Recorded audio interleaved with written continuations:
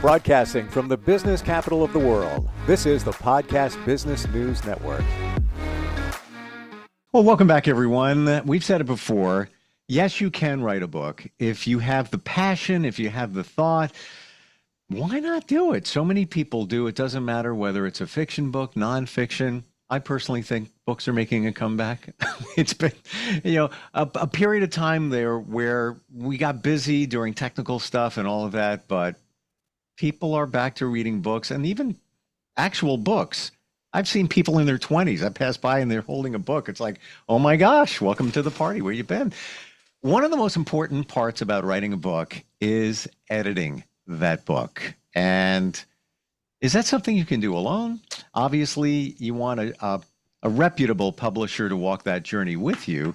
We're going to focus on the editing portion of books today, and that starts with the gentleman behind NFB Publishing, who will walk that journey right from the beginning, from the editing, right down to the marketing, the cover, and more. And the man behind that, Mark Pogodzinski, joins us again here on the program. How are you doing today?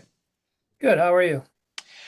I'm fantastic and intrigued to go a little bit differently. We've been talking with some amazing authors, but today we're going to kind of pull back the curtains a little bit into the book writing process with our guest. Who did you bring with us? So today we have Mackenzie Reynolds, who is one of the best editors that I know of. She's worked with a number of authors, and she does a lot of intake too, where she'll read a raw manuscript and be able to create a one-page analysis of it, strengths, weaknesses. The strength about that one is telling someone that they need to work on their book without crushing them to the point where they give up. So she's outstanding with that. And then when it comes to the actual editing, there's no one I know of who is better, who's worked with fiction, nonfiction, and has done just an outstanding job. And so she's our guest today, and I thought she could speak to what it takes to be an editor, what she's looking for, and hopefully the process of self-editing before you get to her. Welcome, Mackenzie. How you doing? Good. Thank you. Thank you for having me. I'm very much intrigued, and I'm going to say right here, I greatly respect what you do. Why do I say that? Because I would never be able to do it. Never say never, but I don't have the patience, the passion, like all of that. Even when it comes to proofreading, I'm like, here, take this. Can you look this over for me? It's just not my thing. Like, it just, you must have a different set of eyes, a different skill set, brain, all of that to be able to look at something, fine tune it, and make it so it's something that is a work of art. Even before we get into the process, got to know, where did this all begin for you? A passion for editing and that kind of thing. Yeah, I think I grew up, I always loved books, and I wanted to work in publishing. And during my undergrad, I worked in the writing studio where I was given essays and people's creative work and kind of collaborated on those with them, with different students. And I really enjoyed that process, and I felt like I was good at it. And I liked seeing them and their work come into fruition, like with my kind of like hands in theirs in there. And so when I graduated, I kind of put feelers out and kind of made a career out of it. But yeah, it was a passion for sure. Wow. So this is this mostly a full-time thing for you? It was a full-time thing. I'm currently working on my PhD, so I have kind of pulled back. It's more part-time and a little bit more selective, but hopefully in the future, I will return to it more full-time. Nice. Again.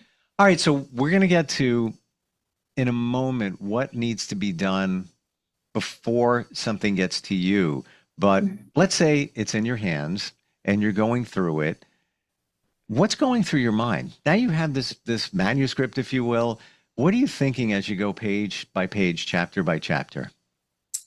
When I first get a manuscript, I've obviously like talked with the author a little bit, but I try to go in kind of blind. So I do a read through first just to get a feel for what their intentions are, what the book actually is, how an audience or a reader who doesn't know anything about this process or the author will kind of receive it, and I'll take my notes and I'll bring those to the editor, or to the author. But what I'm looking for is flow, plot holes, characterization, those kind of things, writing style, seeing if it's consistent. So just overall, how we're going to move forward. So not like rating the book, but seeing the places where we need to collaborate to make it better, something publishable. Do you find as you go along, it's you combing through it, if you will, like you're going through the first pass. All right, I got an idea of where we're going here, the plots. I see a little something there that might need a little bit of work, and now you go through it again, and then you find a little bit more. Maybe you're looking a little bit deeper. Maybe you're going back to chapter 8, and you're feeling that that not making as much sense or not as clear. Is it just multiple passes to get the job done? Yeah, I think there's three main passes. So there's developmental, which is kind of like the big picture, which is what the first read through is for, and kind of the first edits. And once you get something pretty solid, then you're going to go in and do line editing, which is kind of the flow of the sentence, making sure that the tone is the same, the pacing is good. And each of these kind of like passes, you can go through like 4 or 5 times, going back and forth between you and the author, and making those kind of changes. And then the last and final, once you have like your final rough draft, is just copy editing. So that's grammar. And that's the last pass, and normally the easiest, because you kind of through the other go throughs, you start catching those small little things. But yeah. So I'm going to get granular here for a second. You're on your second pass. Sentences. We can move this over here, move that over there, so it's clearer. Are you physically changing what the author originally sent, or are you making notations of how it needs to be changed? So if it's like sentence flow versus grammar, I put notes off to the side. With certain things like that, I give them options. So I'm like, we could say it this way, we can say it this way. And then either they'll pick one of my options, or we'll discuss it and have something that's more in their language. But when I make those suggestions, I try to fit their voice. I think one of the really important things when being an editor is just remembering that this is not your story. And you don't want your voice in there either. And that just takes practice. But if there is a sentence that needs to be changed, we are working it through. But I am always giving suggestions. Like, you don't want to be vague with your like kind of critiques. You need to bring in something specific that they can work with and see how it needs to be changed. I love the fact that you don't hijack the book. You're making suggestions. It's up to, I guess, ultimately the author to really decide what direction they want to go in. You're giving them, some choices there. I had to ask the obvious question. AI, does that play a role? Is it, or is that something, and not just because this is your craft, but would you say people, no, don't do that? It's a bad idea. Yeah, I don't use it when I'm editing. But I guess like Grammarly is AI. I think that writers use that, and I know that like my students and in the academic sphere, we use kind of Grammarly and that kind of thing. With your actual writing, I think you should always use your own voice. If you want to, if it makes you feel more assured. I know people are starting to use it more often. Write your paragraph first and then put it in and see if it has suggestions or something that can change. Or like if you're creating a storyline and you want to know if this works or if this character is likable, yeah, you could ask it. I try, like, the advice that I would give to like writers and like that I give to my students is that AI is a tool to help you. It should never be doing the writing for you. Yep. So I personally don't like using it, and I don't love reading it, but it is something that is just up and coming. It's everywhere, and that those are kind of my notes and things that I'm trying to bring into my like own perspective, because if you hate it and you just absolutely don't want anything to do with it, you're going to kind of be left behind. 100%. And you know what? Yeah. Grammarly been around for a long, long time. I never thought of that as being AI. It's been around way before those two letters were ever mumbled by the regular people. Never thought of that way. So I guess there's a place for it when it's carefully done. When it comes to fiction and nonfiction, do you have a preference, you personally? You work with anybody on anything, but what do you think? I think that I enjoy reading fiction more.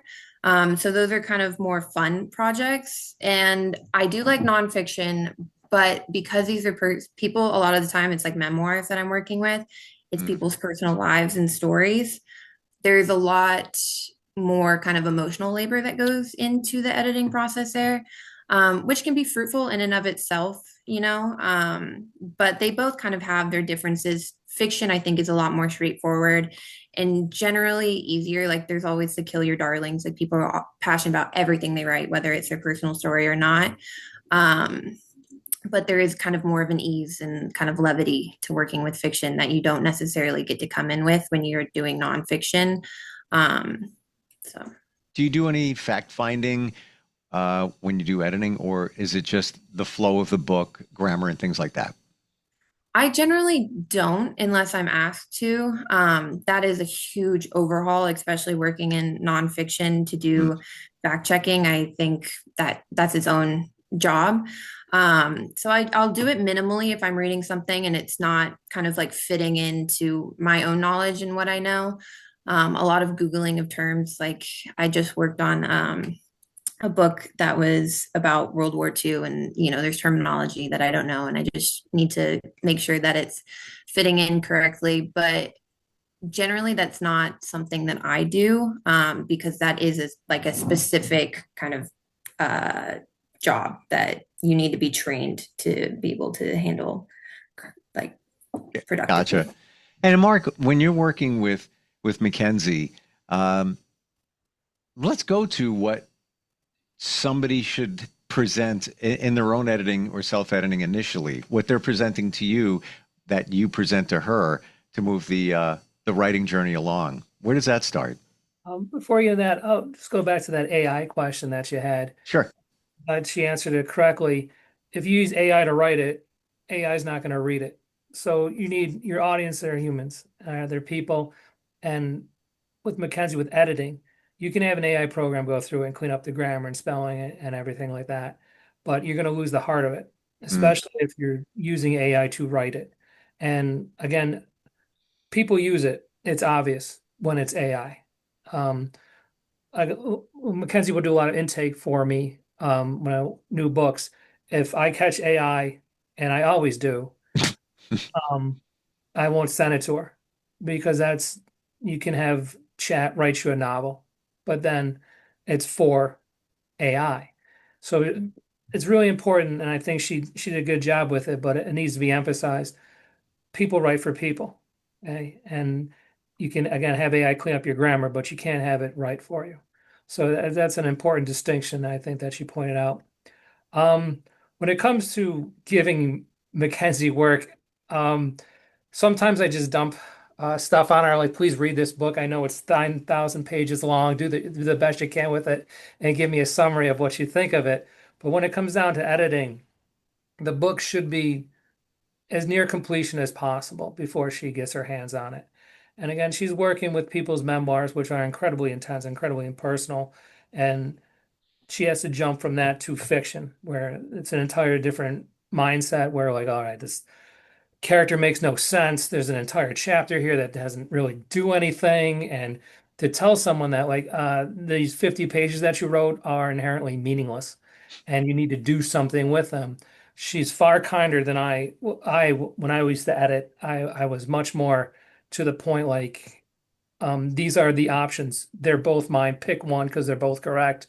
And then they would come back and my way of doing it was a little bit more brutal, but she does a fantastic job navigating the emotions, especially with the memoirs and fiction, which I think she said it more entertaining, but I find fiction to be more difficult to edit than nonfiction. Nonfiction, there's a purpose. I'm writing a memoir about somebody. That's the end. With fiction, there's a lot more involved. And again, she uses the term um, with the fiction, it's someone's child. Like they've been working on this for years upon years, crafting it, thinking about it, and then to go in and edit it, it takes a gentle hand and it takes absolute trust with someone, and it has to be someone. it can't be an AI program. Mackenzie, is it even possible to self-edit a book? Yes. I think at the end of the day, it's better when somebody else's eyes have been on it. Because as we said, I mean, it's come from you, it's your child. There's a lot of it that you become blind to. That can Mm. be like a character, a storyline, a whole chapter that doesn't need to be there, but also you know what you meant to say. So you could, miss a full word or a full letter or whatever in this sentence and just keep reading it like it's correct. So there's different ways where it helps to have somebody else's eyes on it. But it is fully possible. I think always step away from it. You can't go straight from writing into editing. You need to have fresh eyes, and that can only happen by distance, because something that you are familiar with today in like 2 weeks will be something you need to refresh, and you'll see things that you didn't see before. Um, Reading aloud helps a lot. An AI aspect is having like a program read it aloud to you and then you read along. That I know helps a lot of people. I recommend that to my students to do, just either using a program or reading it themselves out loud. And then Hmm. just focusing on one thing at a time, like those passes that I do, you can do those yourself. And I think that helps breaking it down into steps. So it is definitely possible. It's not the easiest thing, but it's definitely possible. So I want to make sure I have this clear, or maybe I'm coming up with a new idea. I don't know. But when you say have a program read it for you, are you talking about throwing it into AI with a natural sounding voice, almost like a Kindle or an audible book, and hearing it that way? Is that what you're suggesting? Yeah, so just Cool. like a chat to voice helps, I think, a lot because when you read out loud, you're hearing it. And so you catch things that you don't before, and then you hear the flow of the work way better than when it's in your head.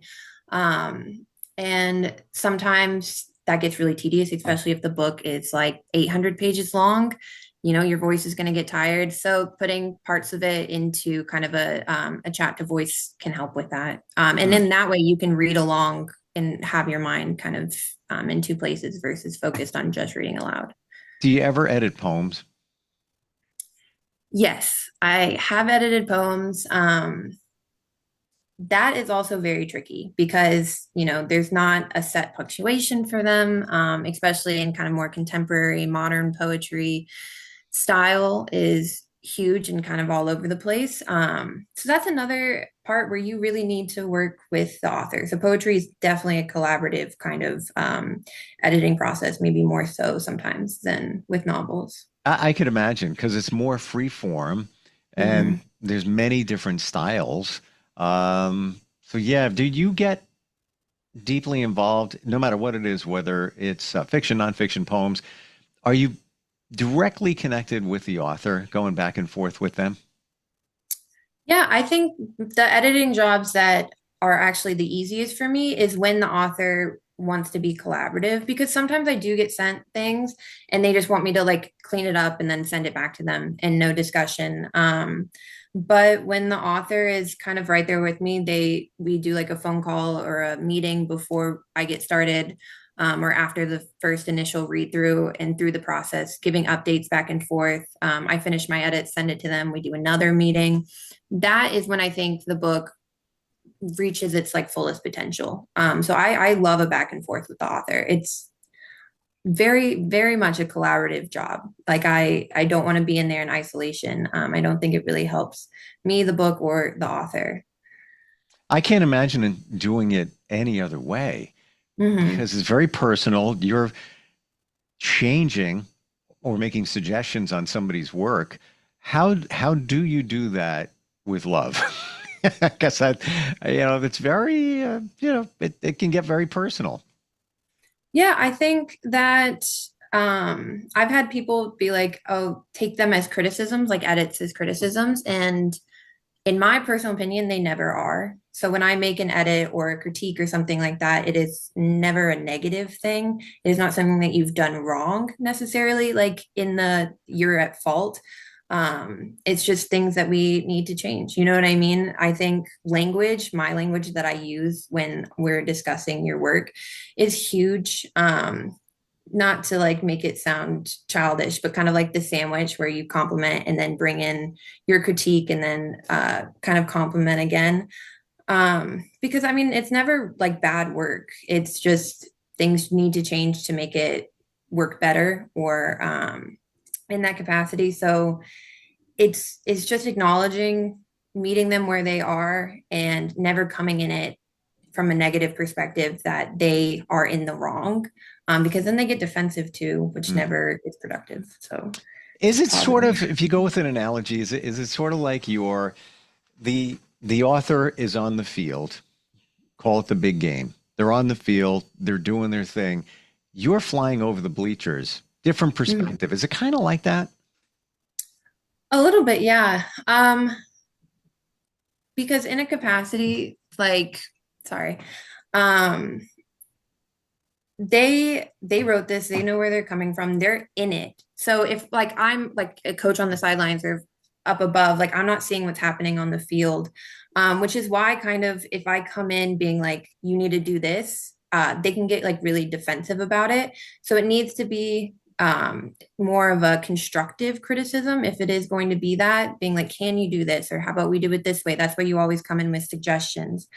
um but yeah, also I think that if I'm just telling them what they need to change, then the text becomes foreign to them.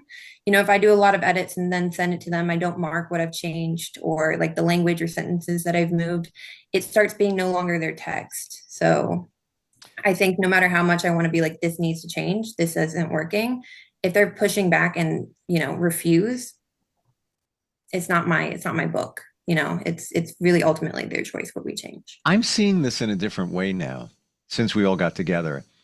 I don't see you as an editor. I see you as a coach. Call it a word coach. Is that a better description in some regards? Um, I think maybe I that's a lot of influence, I think, Well, like we talk from about, the player on the field. yeah. What does a coach do? Hey, you might want to throw the ball a little bit that way as opposed to this, and you might get it further, blah, blah, blah, whatever it might be. Seems like you're kind of doing the same thing where you might want to maybe try it this way. It might be better understood. So, editor sounds like this is the way it is, change it and it will be better, whereby you're just making suggestions, tweaks along the way, page by page, or, quarter by quarter in the game. It kind of almost seems like you're coaching somebody in a way. Yeah, when you put it like that, I do agree. I think there's different styles of editors. Like everybody comes in Hmm. very differently. I do think I'm probably more of a like a coach, like we're doing this together, we're in it together kind of thing. But yeah, I Hmm. can definitely see that. Mark, what's your advice to somebody who's writing something and wants it to be ready to be edited? Any things that you want somebody to know? The editor is essential. Having done this for a number of years, I've worked with editors who are not good. It's not to put too fine a point on it, who He's very are blunt. I love how he gets right to the point. It's like they're you not can just not good. All right. see Mackenzie cares. And it's an essential aspect, I think, in an editor, where I worked with editors before who are, this is the way it's going to be. And unfortunately, I think that's influenced my own editing style, um, to a detriment, I would say. When you're ready to write and you are sitting down and you decide to work with an editor, it's important, as Mackenzie says, that you have a give and take. Okay, it's not a be all end all. You should be in it together. It should be collaborative. It should be focusing on producing the best book possible. And a good editor will make a good book great. And that's what we're trying to get to. That's Mm. what a true good editor will do. They will make your voice stronger. They will make your vision brighter, and they will make the overall book far better than what it would have been without them. I see this even more so as a collaborative effort. And when we've talked before, Mark, my vision, what do I know? I've never written a book. I look at it as like, the editor's over here and they're going to do their thing. And then now it goes to another section of the process. This is all cohesive and it just even more so needs to be because it's all part of the process and that personal connection with the author. Thank you both for today. See this all in a different way. And if you're looking to write a book, do it. Do it with somebody who's going to walk that journey. NFBpublishing.com. Connect with Mark and Mackenzie and everybody else on the team. Thank you both for being here today. Really appreciate it. Thank you. Thank you so much. Thank you. We'll be right back.